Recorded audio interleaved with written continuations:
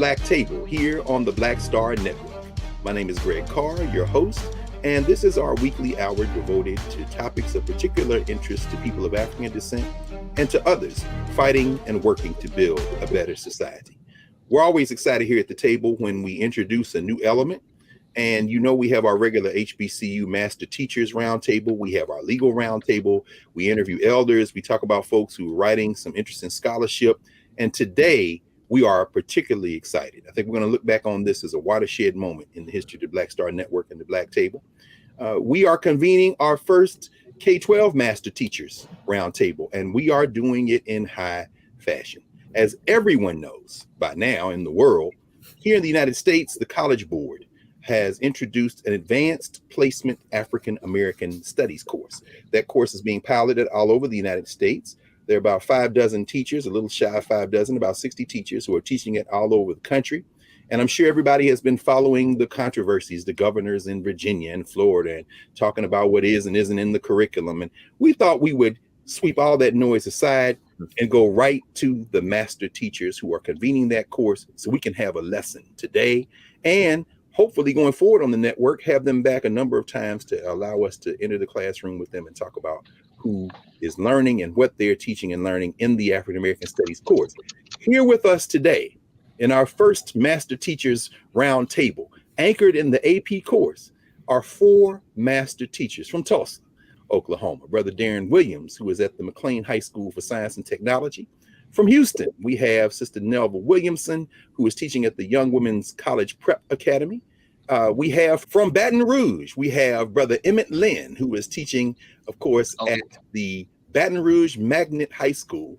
And finally, last but not least, from nearby St. Amar, we have Brother Malcolm Reed, who is teaching at St. Amar High School. And we are here to have this conversation with our master teachers. Welcome, sisters and brothers, to the Black Table. And thank you for taking a little bit of time. For those of you who are not, you can see the background for our teachers. They're in the middle of the school day. Those school days, K-12, are measured by seconds. So we ain't wasting no time. Welcome, y'all, to the Black Table. When we all last saw each other physically, of course, we were at the National Museum of African American History and Culture, where you were convened to celebrate the launch in February 2023, the formal launch of the final iteration of the AP African American Studies course. But of course, you've been teaching this course since you began to prepare for it last summer, and you've been teaching it the pilot from the beginning. So let's start. The convention might say ladies first. We're going to ask Nelva Williamson in Houston. How did you get involved in this? And then we'll kind of ask everybody that same question. And what's been your experience so far? Well, there was a symposium, a College Board symposium, a year ago, and my principal was there. The message came out that the course was going to be available. She immediately signed up the school, and it was all, the ball started rolling from there. So that's how we became involved here at Young Women's College Prep in Houston. Okay. How big is your school now? I remember you talking about that a little bit. We are a 6 through 12 campus, all girls, STEM focused, and we have approximately 500 students. And everybody's AP? Everybody's AP. When they get to high school, everyone is AP. We're AP for all school. Wow. Okay. Thank you. Brother Emmett, you are in Baton Rouge, and you kind of wear a couple of hats. You're not only at the high school, you're over at our beloved Southern University, Baton Rouge, as well, aren't you? Yes. Yes, I am. Yes. So I'm at Baton Rouge High, and I also am an adjunct professor for Southern University. And I got started with the AP African American program when my principal approached me 2 years ago. She asked me to start an African American history course here at the school, which we did. And we had started off with 16 students. And from that first group last year, when we offered the AP African American, we've grown to 60 students now in 2 sections at our school. So, and that's how I got started and got into the AP program with the African American studies. Thank you. And let's go to Malcolm, nearby St. Amar. Brother Malcolm, tell us a little bit about your experience, how you got involved in this, and where you are. All right. Well, my experience is a little bit different because I actually was not even at St. Amant High School at the beginning of last year. I was the head football coach at McKinley High School. I got to shout McKinley out because it's the oldest black school, oldest public school in the state of Louisiana, and I'm a graduate. So, but things went the other way, and I end up going back to St. Amant, and our principal, text me a picture of the course, saying that they was going to be having it at St. Amant. So when I got back in February of last year, I was teaching African American studies with about 10 kids in the class. So this school year, we do a 4x4. We do a 4x4 schedule block. So the first semester I taught African American studies, and I had about 50 kids in there, but it wasn't an AP course. But to see that growth was great. And this semester I have 27 students taking the AP course at St. Amant, which is more like the second largest high school in the state, with over 2,000 students. So, it's a big deal, and I'm so thankful to be a part of it. Football is great, but I'm definitely, more excited about this right now. Well, I'm excited. Just the conversation we were having at the museum, you kind of had a unique perspective, even in terms of being someone who is also a coach on how this works. But before we come to you, Darren, I want to ask you one quick question, because a lot of folk who are looking at this may not be familiar with the parlance. What's the difference between a 4x4? These are extended minute courses, so they're not just 50 minutes or 45 minutes? Yeah. So our classes are like 90 minutes a piece, but we see the students every day. So for the first semester, they are taking 4 classes for an hour and a half a day. And then, but it's a year. They finish the year's worth of work within a semester's time. So the first semester I didn't teach AP. I only taught the regular African American studies. And now in January I'm teaching the AP course, and I'll be teaching it till May. And they'll still get, they get 8 credits a year instead of 7 as other schools might do. Okay, thank you, brother. So let's hear from Oklahoma, where the wind comes sweeping down the plain. We got Tulsa in the house, brother Darren. Talk to us, brother. Where are you, and how'd you get involved in this?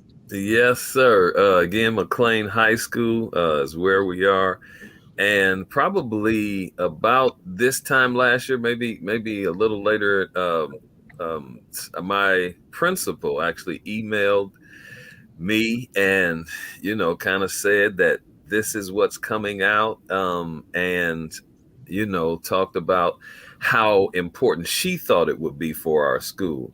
Interestingly, not just me. There are about 6 of us in our social studies department. She also emailed one of our other teachers, young teacher, Miss Hall, and she said that one section would be what they wanted, but she wanted us to have 2 sections of it taught, and by 2 different teachers.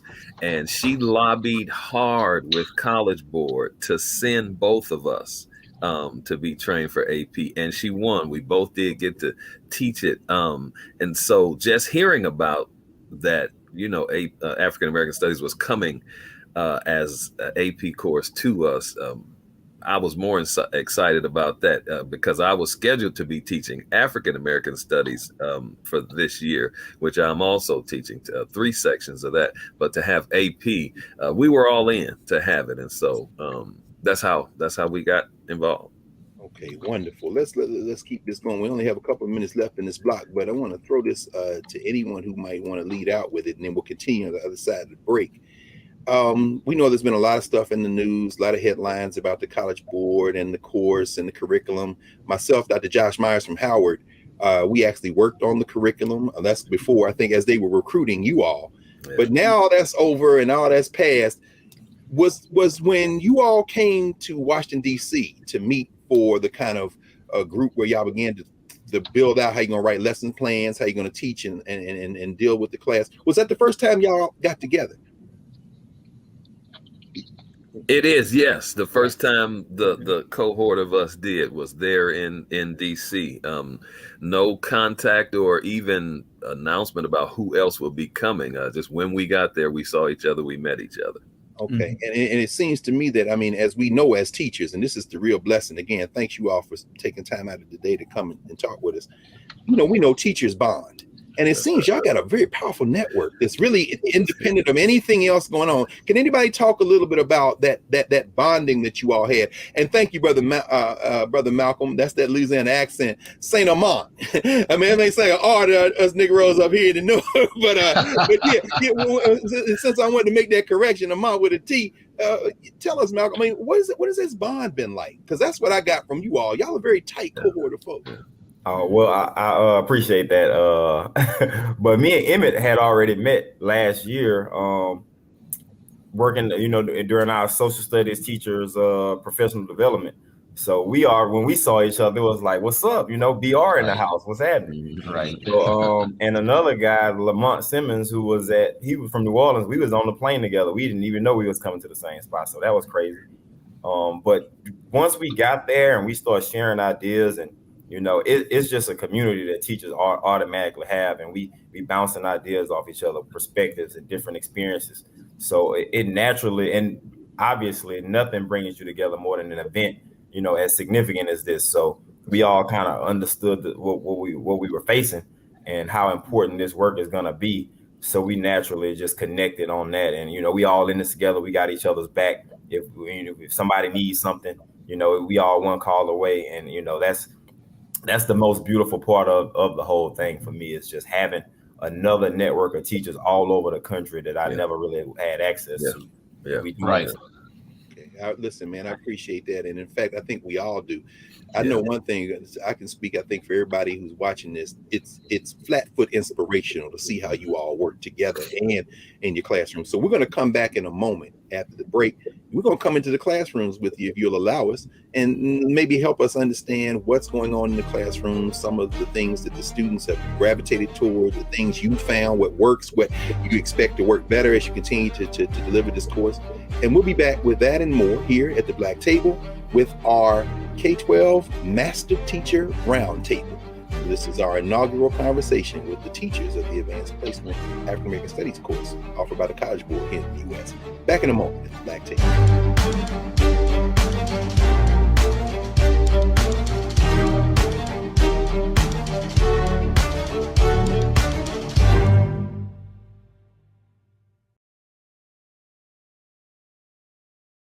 Black Star Network is here. Oh, no punch! I'm real revolutionary right now. Thank you for being the voice of Black America. All momentum we have now, we have to keep this going. The video looks phenomenal. See, there's a difference between Black Star Network and Black-owned media and something like CNN. You can't be Black-owned media and be scared. It's time to be smart. Bring your eyeballs home. You dig?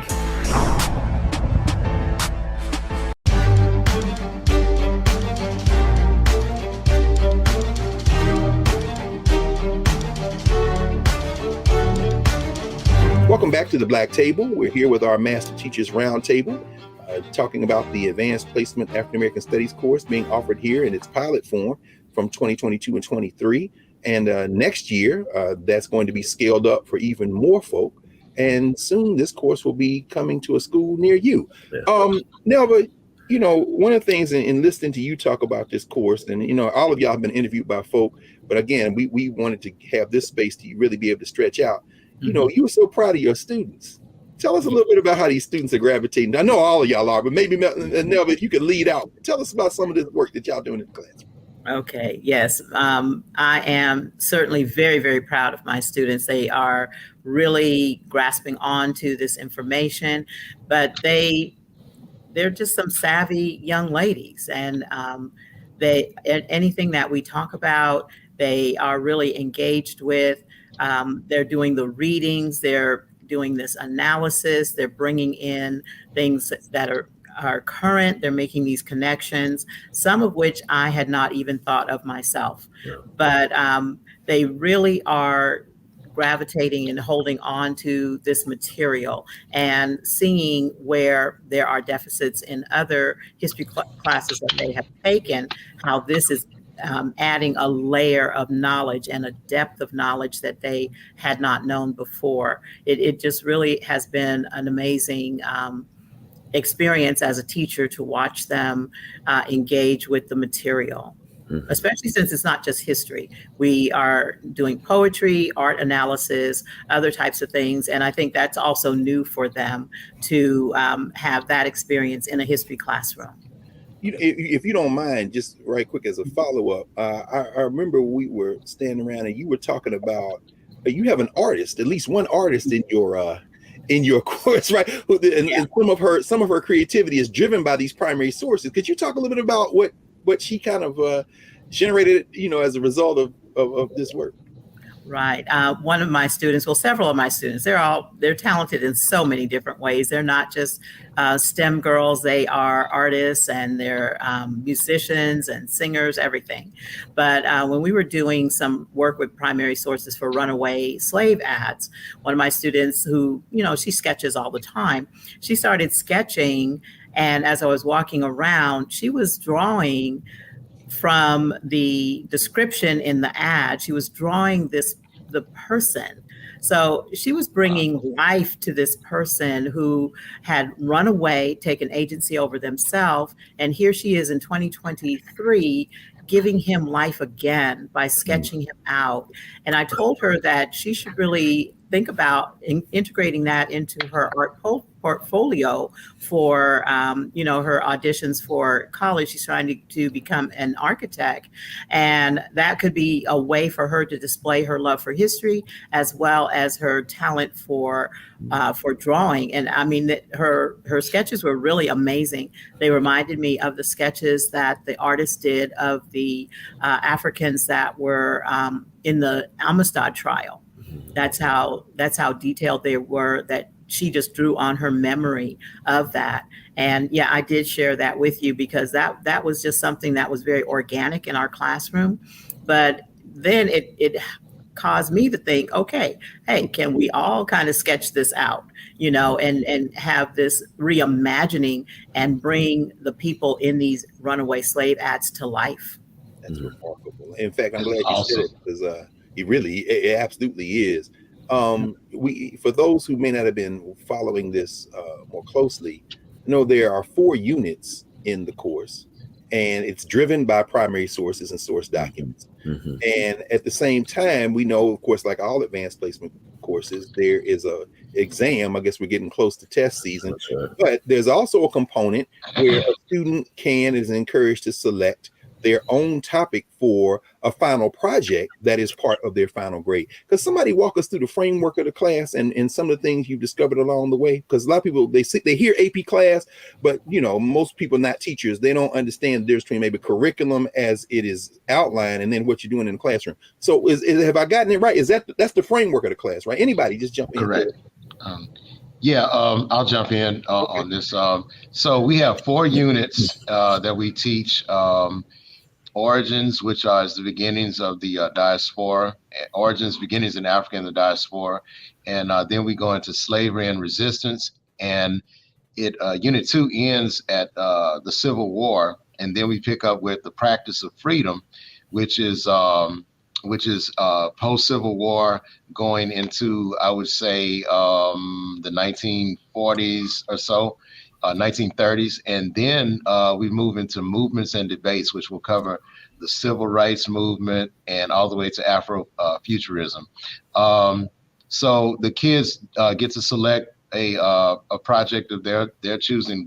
We don't really have influence over that, so the kids totally up to the student what they want to research within the field. And the only thing we can really teach are the research. Is the research process. So we don't help them edit papers. They have to conduct this scholarship on their own. And it's been very interesting. My students, a lot of their topics, as we're starting to kind of explore that, they're selecting more modern topics. I'm seeing more of the topic titles anyway that are more modern, looking at prison and incarceration, looking at sociological issues in relations to redlining and different issues like that are facing that a lot of us are still facing today. Brother, Emmett, I'm glad that you said that, but I'm find myself a little bit in disbelief because according to everything, there are topics that have been excluded and are no longer, and you can't even teach it. What are you talking about? What do you mean? They talking about the prison industrial complex and the carceral state? What? Wait a minute. Okay, this is a setup. And y'all jump in here and help us, because word on the street is that there are some topics that are off limits. Talk to us some more about, tell us about what y'all working on with these students. Yeah. So for my class, the kids have been, they're looking at everything. Everything is on the table that they have an interest in. Some of the things that AP did in the P2 from P1, Pilot 1 was the original curriculum, and Pilot 2 is the new public curriculum that's been modified in some ways. But the topics that people felt were pulled out, such as intersectionality and even 40 Million Ways to Be Black by Henry Louis Gates, writings like that, those are still available in a repository that'll be on the AP website, which is a AP Classroom, which is like a Blackboard site for kids who are taking the course. So if a student wants to research that, AP is standing by its commitment to academic freedom, and students are allowed to research those topics. And it's a totally student-driven project. Mm-hmm. And Brother Greg. Yes, sir, please. Let me say this to that too. One of the beauties, or at least two issues of beauty about it being a studies course. The first thing is that in the classroom, if a student has an interest in a subject, then you can address and you can deal with the subject. The second thing, that as a studies course, it's not just a deep, straight dive into history as such, but it's interdisciplinary, which means that you are scanning what society, or how society upholds or deals with or not deal with an issue. And because it's a studies class, you can touch subjects in that way as well that are not necessarily required and a part of the curriculum. And thank you. And we're going to come up on a break in the next couple of minutes. But I want to ask you all, just listening to you talk about what the students have gravitated toward, have you found topics? And I know, Malcolm, you're doing the block roster, so you're doing the whole thing in a semester. But I assume everybody else is doing fall and spring. You're in part 2, right? So, I mean, that's correct. Are there topics that you said, man, these students are really, they want to let this go? I could say a couple things, like pretty much everything that we've discussed has been like a light. I could see light bulbs going off all over the classroom every day. Yeah. And so many hands are being raised, and so many students are like building their responses off of each other. Like, it's really like so beautiful a thing for me to be able to step back, because I taught African American studies as a studies class at McKinley High for years. And it was, the demographic was different, and those kids had a little bit more familiarity with what we were discussing. With at my school that I'm at now, it's a little different. So I'm seeing them really own, and of course, it's being an AP course, these students are high level thinkers already, and they used to this kind of situation. So seeing them like just total buy-in across the board, every student in the class is involved and active. We did a lot of work on our research projects, because I had the class right before I came on.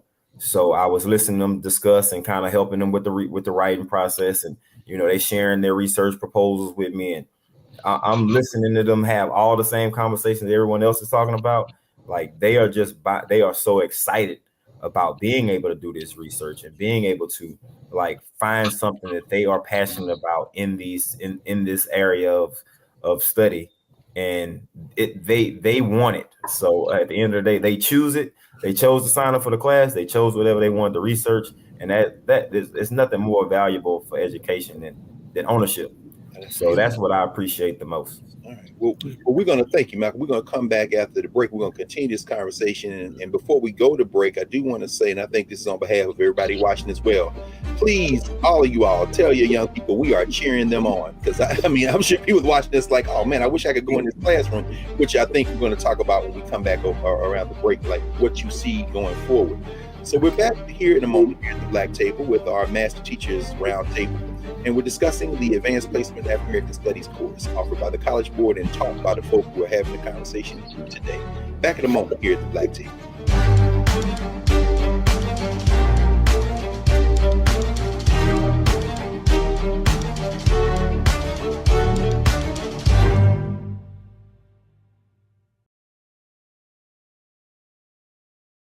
Don't you think it's time to get wealthy? I'm Deborah Owens, America's Wealth Coach, and my new show on the Black Star Network focuses on the things your financial advisor or bank isn't telling you. So watch Get Wealthy on the Black Star Network.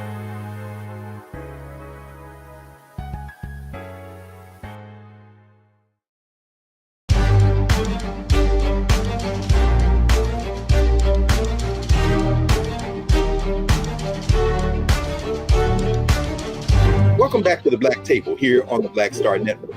Don't forget to support the Black Star Network. Download the app. You can join the Bring the Funk fan club. And we want to make sure that you all support this network, because the conversation we're having today, you haven't heard it anywhere else, and you're not going to hear it anywhere else. And you're going to hear more of that, more and more. So remember to support the Black Star Network. We're back with our Master Teachers Roundtable with 4 of the teachers who are teaching the Advanced Placement AP course. When we left, Malcolm, you had kind of given us some insight in terms of how the students are congealing around this course. You know, one thing was in my mind, and listening to you all talk from last summer to now, you know, how, you know, a lot of people, I never took an AP course. I don't know if any of you all did, but No, you know, I did not. but Nell didn't shake her head. She took the AP courses, right? Her and Emmy took it. Look, yeah, I am a graduate of ISS though, so I can say in school suspension. But do you think, and then of course in your case, you got all AP students, you got the young sisters there. Yes. Give us a sense of the demographics of who's in your classroom. And while we're talking about that, let us know, do you think there are going to be some students who've never taken an AP course in their life who are saying now, talking to their friends, oh, I want to take this course? Any thoughts about either of those two things? What's the makeup of your classroom? And do you think this is going to bust out beyond the traditional AP students, so to speak? Well, I will tell you that the makeup of my classroom, we are actually a majority minority campus.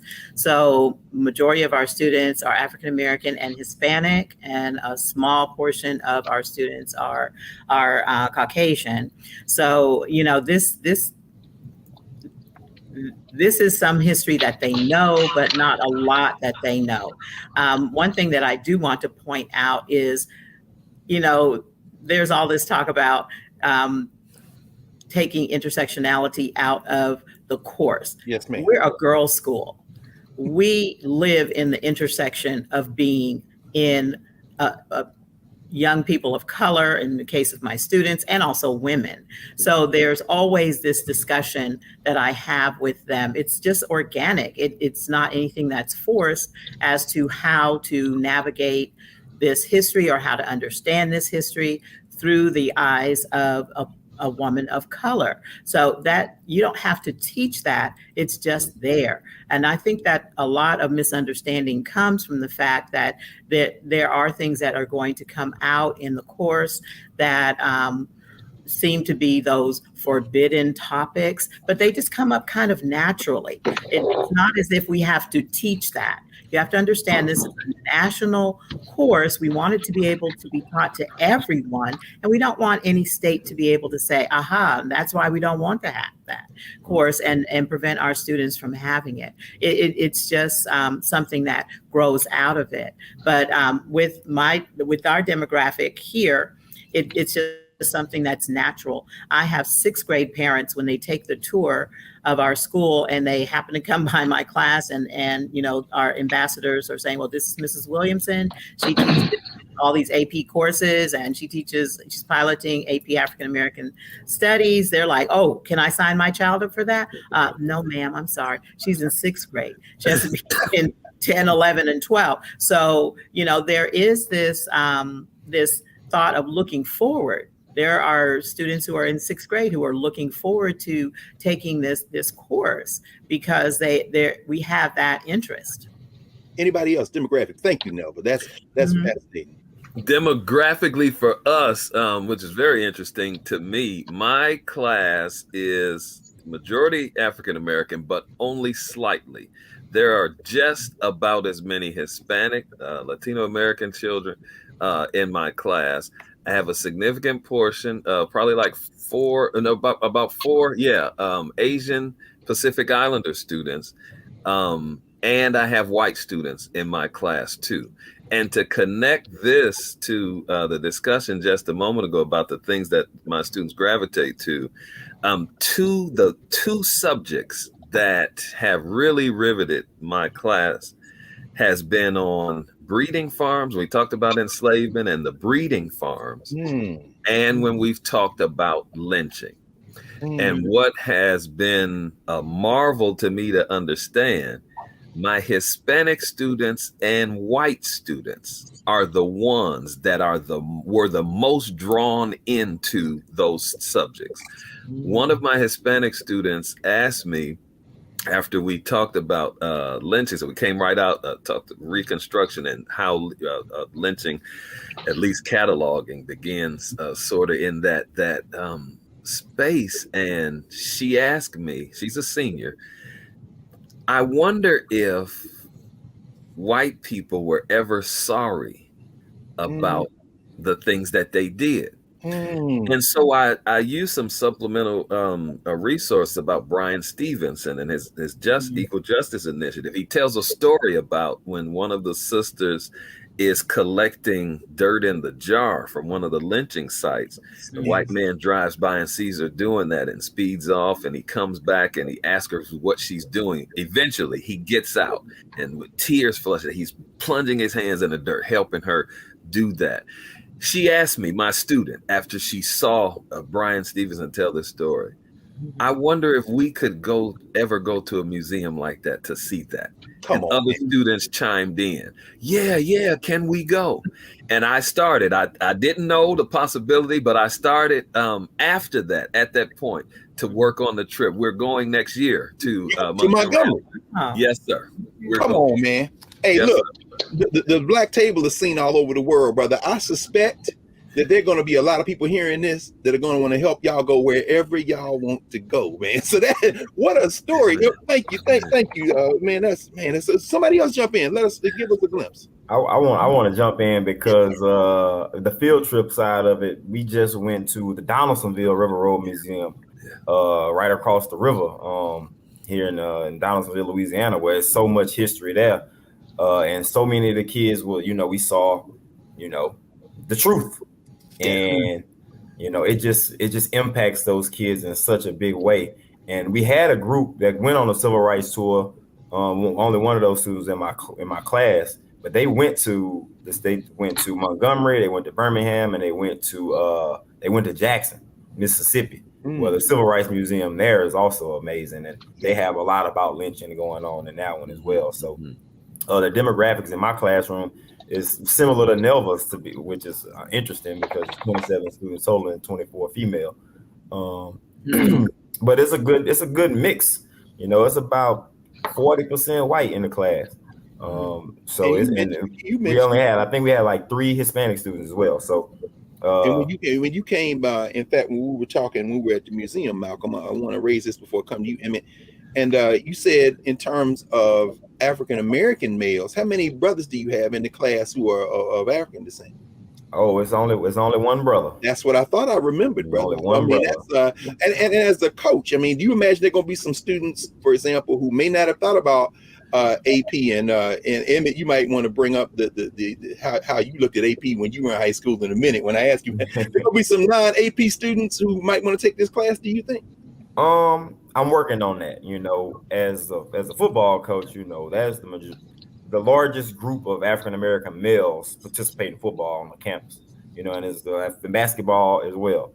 So I'm working hard to get some of those guys to open their minds up and give it a chance. But some of them are intimidated by just an AP course in general. I was a football player, never wanted to take AP myself, so I understand that. But if had there been AP African American Studies, a class specifically for me, that's that I could obviously relate to on a different level, I probably would have been more interested in it. So I do expect a significant growth in the course roll next school year for sure. Okay. Well, thank you, man. But before we go to break, Emmett, squeeze you in a little bit, brother. Give us a little insight, and then we'll take the break. We'll come back on the back end on our last segment. We'll really open it up and continue the conversation. But give us a little glimpse into your room, man. Okay. Yeah. So in my room, we're having similar experiences. But I want to say this. This is and I've been teaching. This is year 29, and I can honestly say to you, this is the most engaged and exciting course that I have ever taught. And I kid you not, hands down. And let me tell you why. So I tell people we have original jurisdiction with many of these stories because many of the kids will hear for the first time from us. They will hear people's names for the first time from us. They will hear about events from us for the first time. And so I don't take that lightly. And the kids, though, they really want to know all of these things. In our city, one of the typical dividing lines has been a place called Florida Boulevard, where you can separate pretty much socioeconomic status, race, and everything. And our school is right near that street. And many of the kids have basic questions because they want to know, why do certain people live on this part of town or in this part of town and others live on this end? And why is the level of economic activity here like that? And so I always refer them back to the stuff we're studying because that the answers are in everything we're studying. And I have seen, as Malcolm said, light bulbs going off daily in my class, kids so engaged. And the real, to me, tribute was when we had parents' night. Parents came up here to see, sit in and walk their kids' schedule. And the number of parents who, number one, reached out and said, is there anything we can do to help you with what you're doing? And number two, they said, we are loving the conversations we're having at home at our dinner table about what you're doing in this class. And we want to come up here. Some of the people wanted to actually leave work to come and sit in the class to be with us. And I've invited them. There are so many people reaching out that want to be a part of what's going on with this. So it's so dynamic. And but my kids, the makeup of my classroom is predominantly female.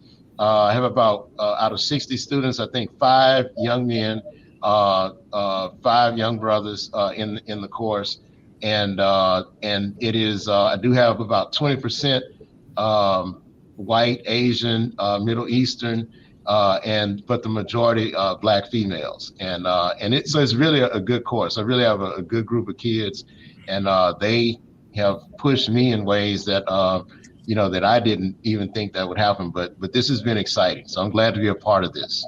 Man, I think we're all glad you all are. In fact, we're going to take our break. Thank you. And when we come back, we're going to spend our final block kind of exploring any direction our master teachers want to take us in as we continue to have this conversation around the advanced placement course. Our first convening of our master teachers Black Table segment with our K-12 teachers, particularly our high school teachers, some of the best in the business. So we'll be back here in a moment here at the Black Table on the Black Star Network.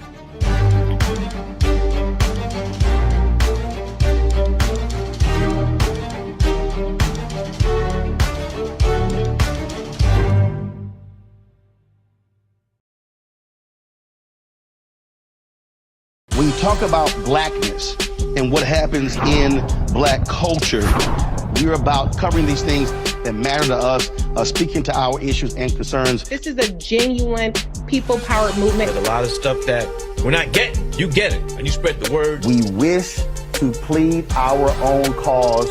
Too long have others spoken for us. We cannot tell our own story if we can't pay for it. This is about covering us. Invest in Black-owned media. Your dollars matter. We don't have to keep asking them to cover our stuff. So please support us in what we do, folks. We want to hit 2,000 people, $50 this month, raise $100,000. We're behind 100,000, so we want to hit that. Y'all money makes this possible. Checks and money orders go to P.O. Box 57196, Washington, D.C. 20037-0196. The Cash App is $RM Unfiltered. PayPal is R Martin Unfiltered. Venmo is RM Unfiltered. Zelle is Roland at RolandSMartin.com.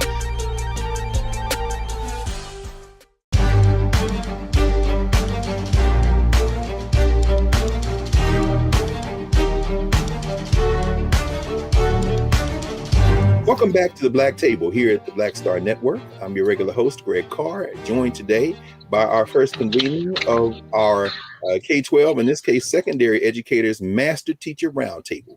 with some of the teachers who are pioneering with their students and the communities that they are working in, the advanced placement course offered by the College Board in African American Studies.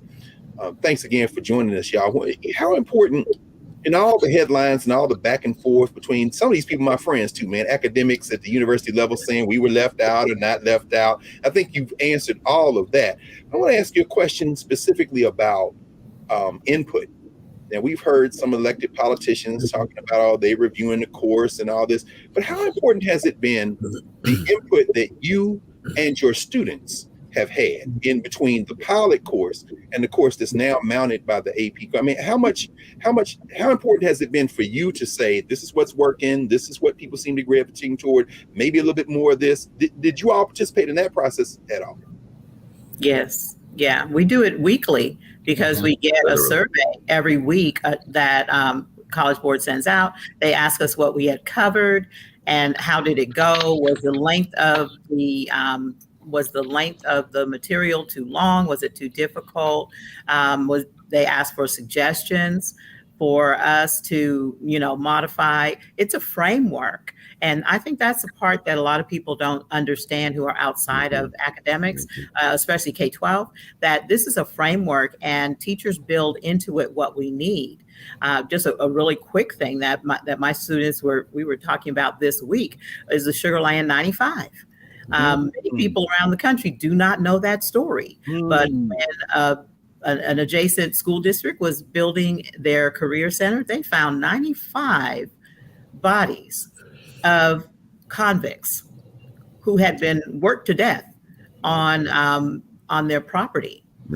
And so we had to talk about that and how do we honor people who were essentially lynched by the state. So, we have things that we bring in through local history. That's not history that's everywhere. Other people might be interested to know about it, but my students certainly were interested, and they were like, how can those kids go to a school and their bodies right outside? That's kind of a ooh moment for me too. But, College Board has done their due diligence in working with the teachers and getting our input. And because we're the ones that are in the classroom, no disrespect or disregard to academics who are doing their thing. They can't disregard what we're doing here in the classroom on a day-to-day basis. Absolutely. And thank you to Nelva for really explaining the difference between curriculum and actual lesson plans. And College Board says at the beginning of the document, these are not lesson plans. Y'all got to do that and working it out. I mean, has this been other folks' experience as well? This local history, this kind of getting your hands in that, has that been a key element of this? And Emmett, you said something about the students are being surveyed too? Yes, that's correct. College Board did also reach out to us to connect the students so that they could get their input. And so I do know students are having input in that way as well. So they are hearing those voices. And to be honest with you, a lot of times as a teacher, people don't always come and tap into the expertise that is within the walls of these classrooms. And so I feel like they have asked for input, and where we have made, when we have brought things to their attention, those things for the most part have been addressed, I believe. But so I think that they're getting a pretty all-around, a well-rounded input from everyone. And before I go on to Malcolm and Darren, Emmett, if you don't mind, just maybe a quick second on the fact, because you are teaching as well at one of our flagship HBCUs, a lot of conversation, particularly coming out of Florida, where the governor's like, we can get rid of College Board because we can do IB, International Baccalaureate, we can do dual enrollment. You have some experience with dual enrollment. Any sense of how this course that you all are teaching is going to translate at the college level? So what when the course was designed, as we were told in DC over the summer, the course is designed to give students as much of a comprehensive view of the field as possible in a year in a high school, with the hopes that the things that they will learn from us, that it will help them to, if they choose to take more courses in Africana studies and in African American history and what have you. So at Southern University, the current dual enrollment leadership reached out to me via social media when some of these stories were going on, and she had actually kicked around the idea in a post about developing a course for Southern for dual enrollment to offer in African American studies. So I think though that what College Board has put together, in my opinion, what they have put together with all the scholars that they were able to bring together is, as Nelva put it, a good framework so that a person who does not have a lot of experience with many of these stories could teach the course effectively and learn as they go and get better at it as they continue to work with it. So yeah, but Southern University and dual enrollment is a real big thing right now in the country. And there are a lot of universities that are tapping into the dual enrollment. I do know that some universities will not accept dual enrollment from other institutions. So every institution is kind of, here in Louisiana, I know that that's what I'm being told, that certain institutions will only accept dual enrollment instructors from their university as credit at their school. So it's a real interesting concept with the dual enrollment. Well, I'm gonna tell you right now, brother, you just birthed an idea.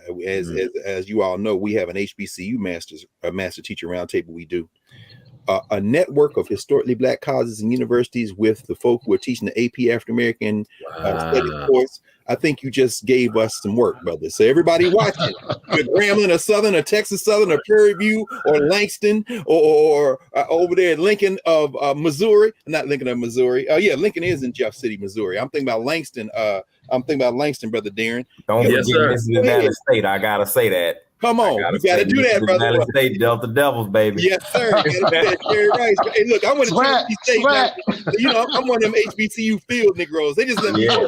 Yeah. Look. Hey, you and Darren take us home, man. Any insights anymore about the input, how this is shaping the course going forward? Okay. So I'll say this. Like I said, I taught African American studies for years. And I had kind of, borrowed sources from all over the place. And when I got to DC, and they could probably remember me saying it over and over again, like, I've been just making this thing up from scratch the whole time. So like now I have a framework to work from myself. And it was very validating to me because a lot of the information that wasn't in there, that I had already been teaching is in the framework. So I was like, boom, I already got something for each one of these. I could start sharing some of these sources with some of my peers and everything. So as far as that goes, it made a lot of sense to me. And College Board did a great job of putting this framework together, as far as I'm concerned. Absolutely. As far as what our input and them listening to us and making adjustments based off the feedback, I think they've done a good job as far as that goes as well. Everybody not gonna agree, and at the end of the day, like, it's what the kids gonna want at the end of the day. Like, that's the most important. Like, we are in the business of servicing young men and women. So if they are good, most importantly, then I think then that's great. But I've learned a lot, like Emmett said, we get to teach as we go. And some of the things I hadn't been introduced to yet. So learning more about the creation of Black studies in general, I learned that Mississippi Valley held the largest boycott of every school in the country. Yes, sir. And I went there and I didn't know that. Yes, so what that has done for me is open my eyes in so many different ways. And I get to share that with my students and talk about local history. Baton Rouge bus boycott in 1953, which helped to influence Montgomery. Those things that happen right here that our students don't really know about. Now we get to discuss it, and they get to ask questions about it. They get to do research projects about it if they want to. It's just a beautiful thing, if you ask me. It's beautiful. Right. And listen, shout out to Brandy Waters and all the folk at College Board who have been diligent in this work. And it's just a blessing to know that you all are in this really, and I'm saying from the ground up, the only reason there is a space like this is because of the work that you all are doing, you and the students and their families. So Darren, if you there are going to be a lot of young people who are watching this, not just young people, they're going to be teachers all over the country who are going to want to teach this. Anything you want to say to teachers who are saying, wow, looking at this, I really would like to get involved in this. What does it take to make an excellent master teacher of this AP course? I think, let me say these two things first to that in terms of shaping a future with it, I think, number one, this is a step towards bringing American educational system educational justice.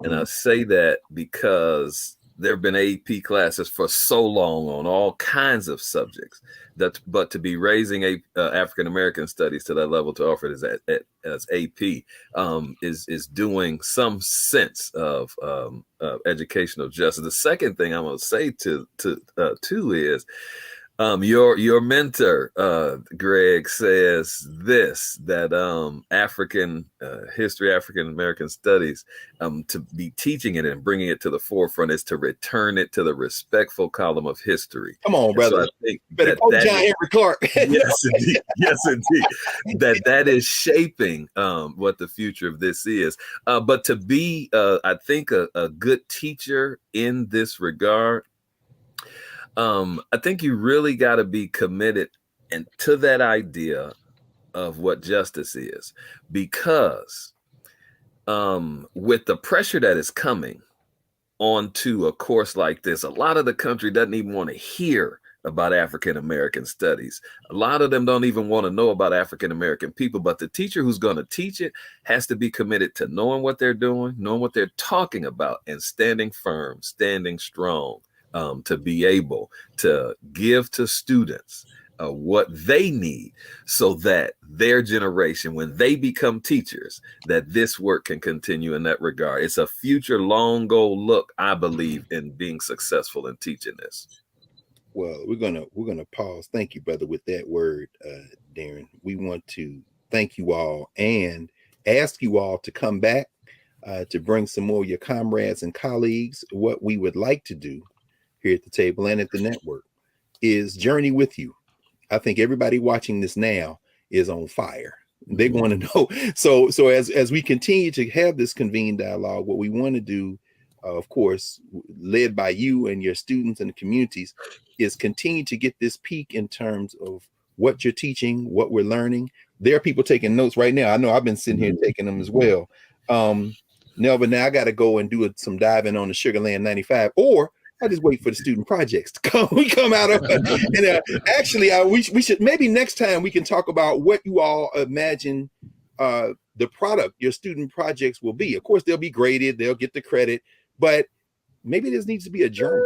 Maybe it's need to come up with some kind of website or publication where we can all see the product and learn together, and then you all can teach the whole world, which is, the wonderful thing. So we want to thank you, Darren Williams, coming out of Tulsa, Nelva Williamson out of Houston, Emmett Lynn out of Baton Rouge, and of course our brother Malcolm Reed, St. Amant. Anyway, I say it right. Did I say it right? I said it. You got it. Our master teacher roundtable, the first one here at the Black Star Network, and we couldn't have anybody better than four of the best to do it. So thanks you all. We look forward to seeing you again soon. And thank you for having us. Thank you. Thank you so much. Always about the kids. Always about the kids. Always. And with that message from Brother Malcolm, we're going to pause here, and when we come back, we'll clear the table and get ready for next week here at the Black Table.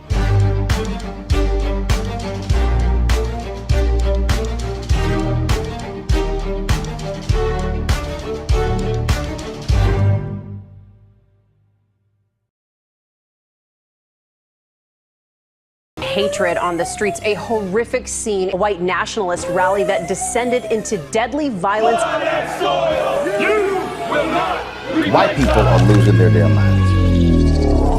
As an angry pro-Trump mob storms the U.S. Capitol, we've seen shooting. We're about to see the rise of what I call white minority resistance. We have seen white folks in this country who simply cannot tolerate black folks voting. I think what we're seeing is the inevitable result of violent denial. This is part of American history. Every time that people of color have made progress, whether real or symbolic, there has been what Carol Anderson at Emory University calls white rage as a backlash. This is the rise of the Proud Boys and the Boogaloo Boys. America, there's going to be more of this. Here's all the Proud Boys, guys. This country is getting increasingly racist in its behaviors and its attitudes because of the fear of white people. The fear that they're taking our jobs, they're taking our resources, they're taking our women. This is white fear.